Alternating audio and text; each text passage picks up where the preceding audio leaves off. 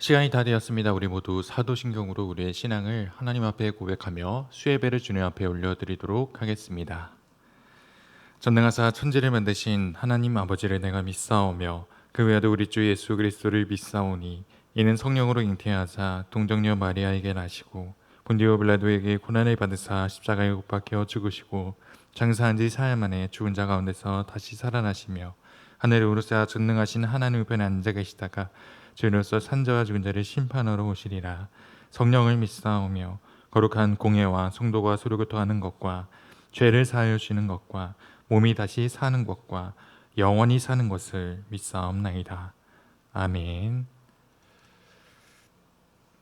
우리가 오늘 함께 살펴볼 하나님의 말씀은 사도행전 17장 1절부터 15절까지의 말씀입니다.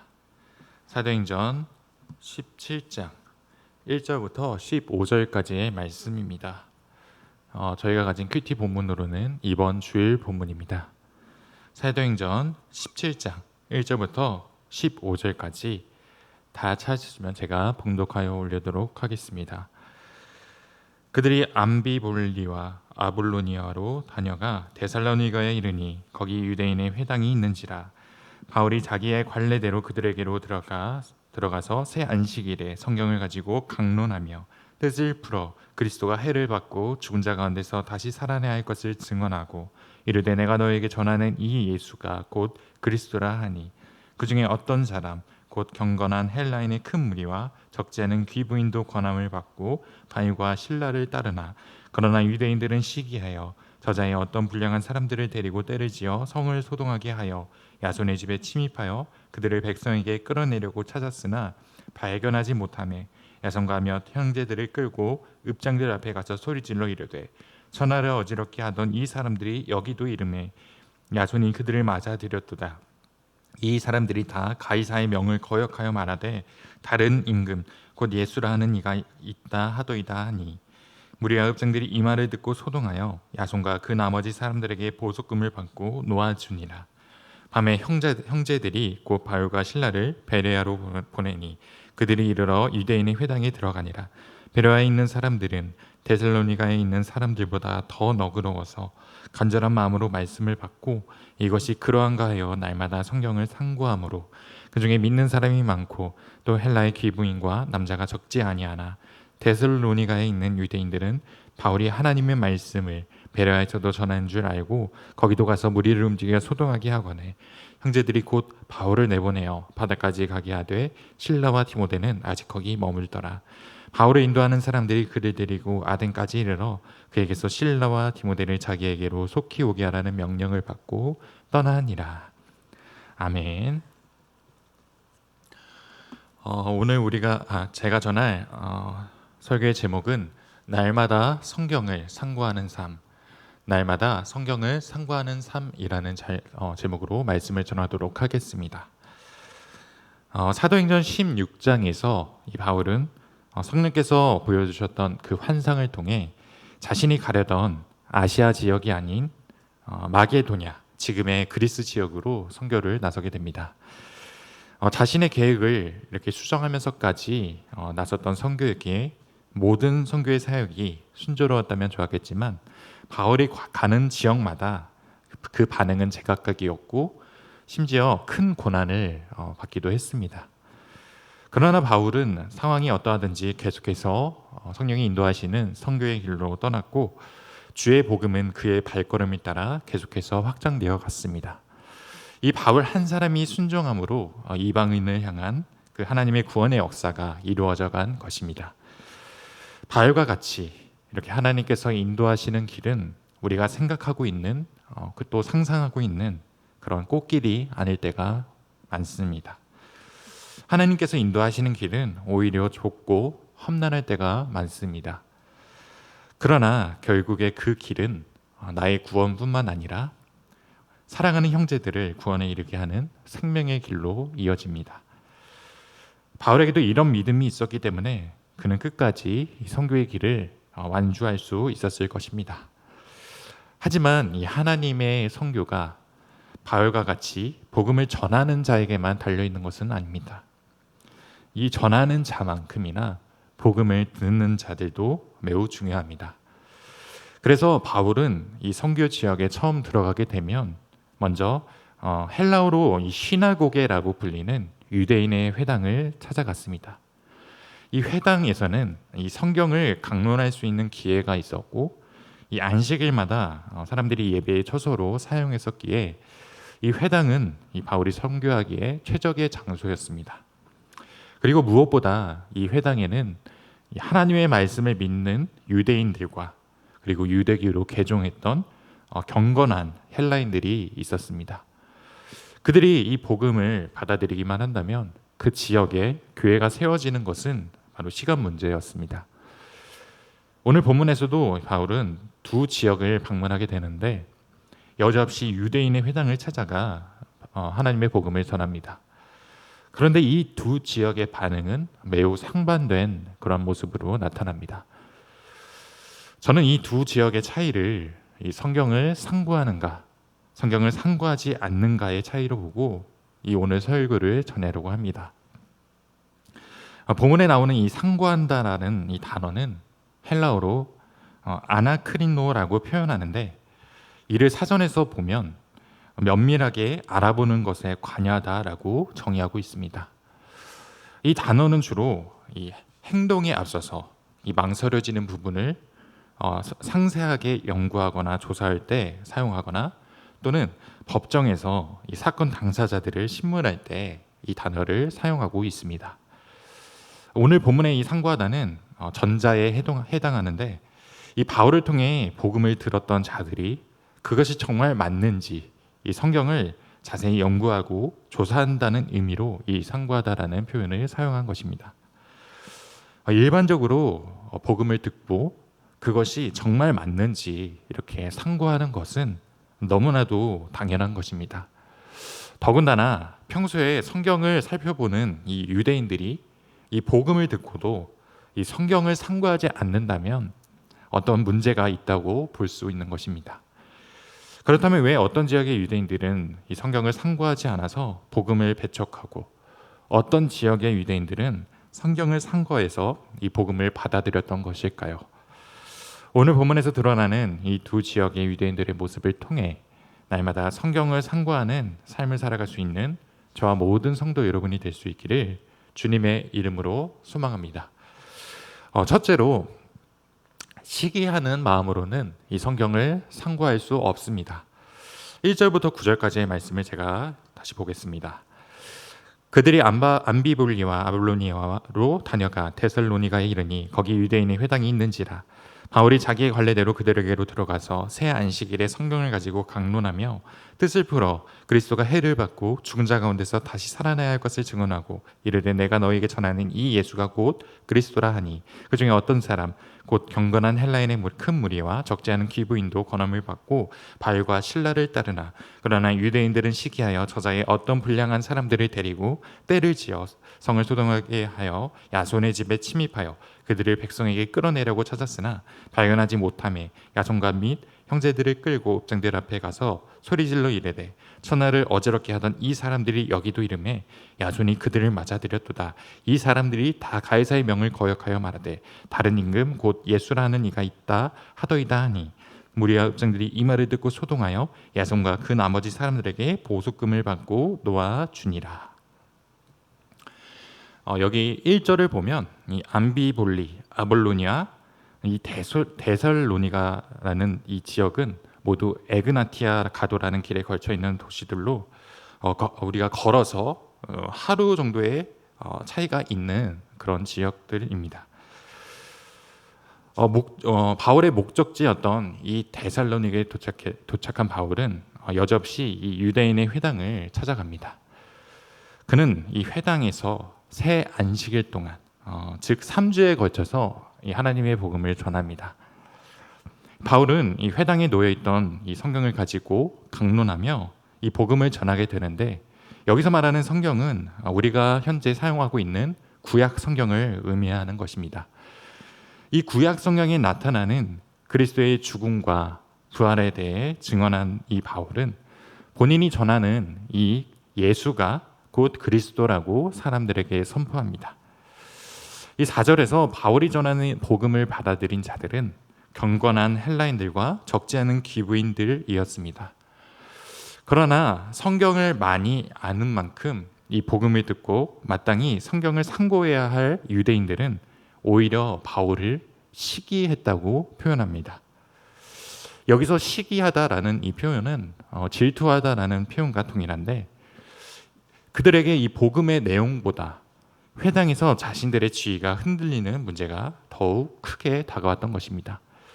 그들은 회당에서 마땅히 갑의 위치가 되어야 했는데 갑자기 나타난 바울로 인해 을이 될 것 같은 위협을 느꼈던 것 같습니다.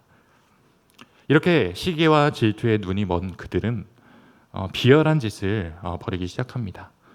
그들은 그 지역의 불량배들을 동원해서 이 성을 소란하게 만듭니다. 그들은 바울이 머물던 이 야손이라는 사람의 집까지 찾아가 바울을 찾아보았지만 바울은 이미 그 집을 떠난 뒤였습니다. 그들은 할 수 없이 이 야손과 성도들 며칠 잡아가서 관원들 앞에 세우고 이들이 가이사의 명을 거역하고 다른 임금 예수를 전하여 세상을 소란하게 한 사람들을 맞아들였다고 고발하고 있습니다. 당시 이 로마 시대에는 다른 왕을 섬기거나 이 전하는 것을 반역의 행위로 여겼고, 이 반역의 죄를 지었을 경우 대부분 십자가형에 처하도록 했습니다. 우리 예수님께서도 자신을 유대인의 왕이라 칭한 벌로 십자가형에 처하셨던 것입니다.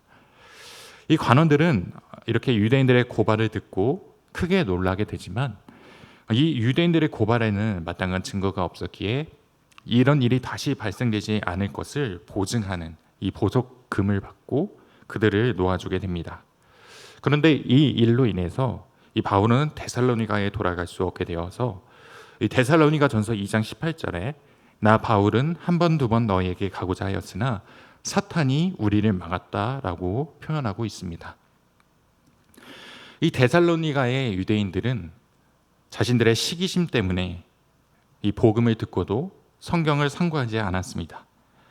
그들에게는 진리를 아는 것보다 자신들의 지위를 유지하는 것이 더욱 중요했습니다. 그런 그들에게 이 하나님의 복음은 전달되지 않았고 오히려 그들은 복음을 전하는 것을 가로막게 되는 이 사탄의 행위를 하게 되는 것입니다. 이 본문의 데살로니가의 유대인들과 같이 우리 그리스도인들도 실기와 질투로 인해서 성경을 상고하지 않을 수 있습니다. 교회 안에서도 자신의 명예나 이 지위를 유지하는 것에 마음을 빼앗겨 그것으로 인해 다툼이 일어나기도 합니다. 교회 내의 대부분의 분쟁들은 이 시기와 질투로 인해 일어나는 경우들이 많습니다. 그런데 그리스도인의 시기심은 단순히 분쟁을 발생시키는 것만으로 멈추지 않고 이 복음을 전하는 것을 확장시키는 것을 가로막는 그런 결과를 가져옵니다. 우리가 시기와 질투의 마음을 버리지 않는다면 우리는 사탄의 도구로 쓰임받을 수 있는 것입니다. 그래서 우리는 남을 시기하고 질투하는 마음을 버리고 날마다 성경을 상고해야 하는 것입니다. 한번 질문해 보시기 바랍니다. 내가 지금 시기하고 질투하고 있는 대상은 누구입니까? 나의 이 시기심 때문에 성경 말씀에는 눈과 귀를 닫고 지내고 계시지는 않으십니까? 본성상 죄인인 우리에게는 나보다 더 잘 나가는 사람을 보게 되면 이 시기와 질투의 마음이 들기가 마련입니다. 들 수밖에 없습니다. 그러나 또한 우리에게는 이 시기와 질투를 멈출 수 있는 능력도 함께 있습니다. 내가 시기와 질투를 멈추고 날마다 우리에게 주어지는 이 말씀을 상고할 때 우리는 거룩과 하나님 나라에 한 걸음 더 나아갈 수 있습니다. 지금 내게 이 시기하는 마음이 남아 있다면 당장 그것을 버리고 주님의 말씀 앞으로 돌아올 수 있기를 주님의 이름으로 소망합니다. 둘째로 우리는 너그러운 마음을 가져야 이 성경을 상고할 수 있습니다. 10절부터 15절까지의 말씀입니다. 밤에 형제들이 곧 바울과 실라를 베레아로 보내니 그들이 이르러 유대인의 회당에 들어가니라. 베레아에 있는 사람들은 데살로니가에 있는 사람들보다 더 너그러워서 간절한 마음으로 말씀을 받고 이것이 그러한가 하여 날마다 성경을 상고함으로 그 중에 믿는 사람이 많고 또 할례의 기부인과 남자가 적지 아니하나 데살로니가에 있는 유대인들은 바울이 하나님의 말씀을 베레아에서도 전한 줄 알고 거기도 가서 무리를 움직여 소동하게 하거늘 형제들이 곧 바울을 내보내어 바다까지 가게 하되 실라와 디모데는 아직 거기 머물더라. 바울을 인도하는 사람들이 그를 데리고 아덴까지 이르러 그에게서 실라와 디모데를 자기에게로 속히 오게 하라는 명령을 받고 떠나니라. 여기 10절 말씀을 보면 이 바울이 전했던 이 복음을 받아들인 일부의 유대인들은 이 밤까지 바울과 실라를 보호하고 있다가 그들을 베레아 지역으로 보내게 됩니다. 이 베레아로 간 바울은 이전과 마찬가지로 먼저 유대인의 회당에 들어가 복음을 전합니다. 그런데 11절을 보면 베레아에 있는 사람들은 이 데살로니가에 있는 사람들보다 더 너그럽다라고 표현하고 있습니다. 여기서 너그럽다는 표현을 예전에 우리가 사용하던 개역 한글 성경에는 이 신사적이다라고 표현하고 있고 다른 세번역 성경에서는 고상하다라고 표현하고 있습니다. 즉 베레아의 유대인들은 이 데살로니가의 유대인들보다 더욱 품위가 있었다는 뜻입니다. 만약에 그들이 겉으로만 품위 있는 척 했다면 그들은 바울이 전한 복음을 듣는 척만 했겠지만 그들은 실제로 품위 있는 모습으로 이 바울의 복음을 받아들이게 됩니다. 베레아 유대인들은 자신들이 성경을 아는 만큼이나 이 바울이 전하는 말씀을 간절한 마음으로 받았고 그것이 진정 성경과 일치하는지 날마다 성경을 상고했다고 표현합니다. 그들은 말씀 앞에서 누구보다 진지하였고 진정으로 품위가 있는 유대인들이라고 할 수 있는 것입니다. 물론 이 사람들이 스스로 이 성경을 상고한다고 해서 모든 말씀을 분명하게 깨닫게 되는 것은 아닙니다. 이 성경을 올바로 상고하는 데는 너그러운 마음도 중요하지만 성령의 조명하심과 깨닫게 하심의 역사가 반드시 있어야 하기 때문입니다. 이 베레아의 유대인들은 먼저 너그러운 마음으로 바울의 복음을 받아들였고 성령의 역사로 이렇게 믿음을 갖게 된 것입니다. 그런데 13절에 이 데살로니가의 유대인들이 베레아 지역에도 나타나 소란을 일으키게 됩니다. 이 데살로니가의 유대인들은 이 시기심으로 인해서 이 성령께서 하시는 이 일을 끝까지 회방하고 있는 사탄의 도구로 쓰임 받은 것입니다. 할 수 없이 바울은 베레아 성도들의 인도를 받아 아덴으로 가서 선교를 계속해서 이어가게 됩니다. 이 유대인들은 자신들을 선택받은 하나님의 백성이라고 자부하면서 스스로를 품위 있는 민족이라고 여겼을 것입니다. 그러나 그 유대인 안에서도 품위 있는 척만 하는 부류가 있었습니다. 오늘 이 데살로니가의 유대인들이 자신들의 이익을 위해서 남을 시기하고 배척하는 품위 있는 척만 하는 유대인들이었다면 이 베레아의 유대인들은 간절한 마음으로 말씀을 받아 날마다 성경을 상고하는 진정으로 품위 있는 유대인들이었습니다. 그런데 교회 안에도 이렇게 품위 있는 척하는 성도들이 존재할 것입니다. 바로 이 설교를 전하고 있는 저 역시 품위 있는 척하는 성도인 것 같습니다. 이렇게 겉으로는 목사라는 직분을 가지고 날마다 말씀을 상고하는 척하지만 실제로는 물질에 취해서 날마다 말씀을 가까이 하지 않는 그러한 삶을 저는 살아가고 있습니다. 당장에 지난주만 하더라도 지난주에 담임 목사님의 휴가 기간에 이 새벽 큐티가 없는 틈을 타서 저는 매일 말씀을 묵상하지 않았고 제가 맡은 이 설교 부분만 묵상했습니다. 그리고는 뻔뻔하게 저는 설교단에 올라가 말씀대로 살라고 외치고 있었습니다. 매일 성경을 상고하며 품위 있게 살지 못하는 저는 지금도 설교단에 올라서 품위 있는 척하는 것이 너무나도 부끄럽습니다. 그러나 이렇게 부끄러운 제 자신을 드러내고 다시 말씀으로 살 것을 다짐하는 이 자리가 제게 진정으로 품위 있는 그러한 삶을 살 수 있는 기회라고 저는 믿습니다. 그래서 저는 이렇게 부끄러운 모습이라 할지라도 다시 한번 설교단에 올라서 말씀을 전하고 있는 것입니다. 지금 내가 품위 있는 모습으로 살고 있지 못하더라도 좋습니다. 다만 그 자리를 함께 털고 일어나 그리스도인의 진정한 품위를 회복할 수 있기를 소망합니다. 날마다 함께 우리가 함께 이 성경을 상고하는 삶을 살 수 있기를 소망합니다. 질문해 보시기 바랍니다. 나는 품위 있는 척하며 살고 있습니까? 아니면 진정으로 품위 있게 성경을 상고하며 살아가고 계십니까? 그리스도인으로서 진정으로 품위 있게 사는 모습은 이 베레아 사람들과 같이 간절한 마음으로 말씀을 밟고 날마다 성경을 상고하는 삶의 모습입니다. 우리 모두가 이렇게 진정으로 품위 있는 삶을 살 수 있기를 주님의 이름으로 소망합니다. 말씀을 마치도록 하겠습니다. 이 오늘 본문에 등장하는 이 데살로니가와 베레아의 유대인들은 서로 매우 상반된 모습을 우리에게 보여주고 있습니다. 이 데살로니가의 유대인들은 시기심에 눈이 멀어 성경을 상고하지 않고 복음을 배척하는 모습을 보여주었고, 이 베레아의 유대인들은 너그러운 마음으로 날마다 성경을 상고하여 복음을 받아들이고 있는 모습을 보여줍니다. 이들의 차이는 말씀을 대하는 상과 마음의 차이였습니다. 그리스도인 역시 말씀을 대하고 있는 이 태도의 차이에 따라 서로 상반된 삶을 살아가게 됩니다. 만약 이 데살로니가의 유대인들처럼 남을 시기하는 마음을 가지고 그 마음이 우리를 지배하고 있다면 우리는 말씀의 인도 없이 서로 분쟁만 일으키며 복음이 확장되는 것을 막는 이 사탄의 도구로 살아가게 될 것입니다.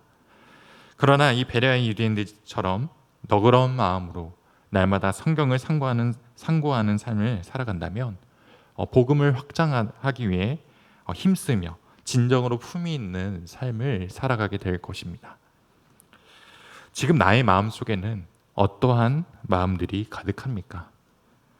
시기와 질투가 가득하여서 말씀 앞에서 내 눈과 귀를 가리고 계시지는 않으십니까?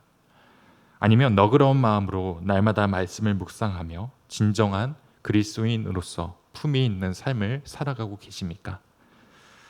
하나님께서 우리에게 원하시는 삶의 모습은 분명하게 데살로니가의 유대인들의 모습이 아닌 이 베레아의 유대인들의 모습일 것입니다. 우리는 나보다 잘나 보이는 상대방의 모습을 보며 시기와 질투로 말씀에 눈이 먼 삶이 아닌 너그러운 마음으로 말씀대로 사는 그런 품위 있는 삶을 살아야 합니다. 부디 바라기는 이 오늘 본문의 베레아의 유대인들과 같이 우리에게 매일 허락하시는 그 말씀을 간절한 마음으로 받아 날마다 성경을 상고하며 진정으로 품위 있는 삶을 살아갈 수 있는 우리 모두가 될 수 있기를 주님의 이름으로 소망합니다. 함께 기도드리도록 하겠습니다.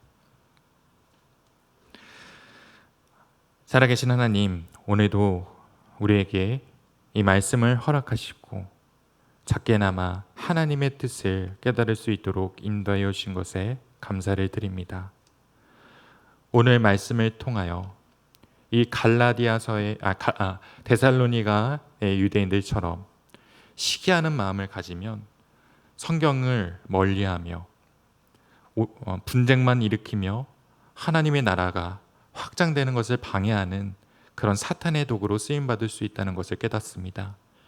주님, 우리 마음에 시기하는 마음이, 질투하는 마음이 조금이라도 남아있다면 그것을 버릴 수 있도록 인도하여 주시고, 우리가 온전히 날마다 말씀을 상고함으로 거룩과 구원에 한 걸음 더 다가갈 수 있는 우리 모두가 될 수 있도록 인도하여 주옵소서.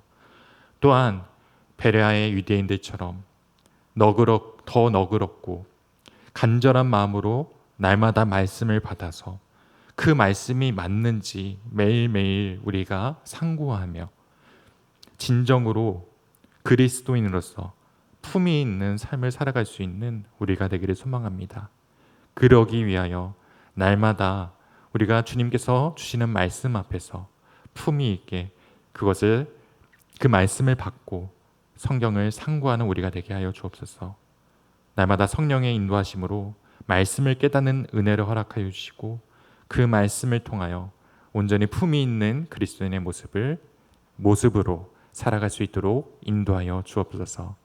남은 한 주간의 삶도 주님의 말씀으로 인도하여 주시기를 간절히 소망드리오며 이 모든 말씀 예수 그리스도의 이름으로 기도드리옵나이다. 아멘. 다같이 주님이 가르쳐 주신 기도로 예배를 마치도록 하겠습니다. 하늘에 계신 우리 아버지여, 이름이 거룩히 여김을 받으시오며 나라가 임하옵시며 뜻이 하늘에서 이루어진 것 같이 땅에서도 이루어지이다. 오늘날 우리에게 일용할 양식을 주옵시고 우리가 우리에게 죄 지은 자를 사하여 준 것 같이 우리의 죄를 사하여 주옵시고 우리를 시험에 들게 하지 마옵시고 다만 악에서 구하옵소서. 대개 나라와 권세와 영광이 아버지께 영원히 있사옵나이다. 아멘.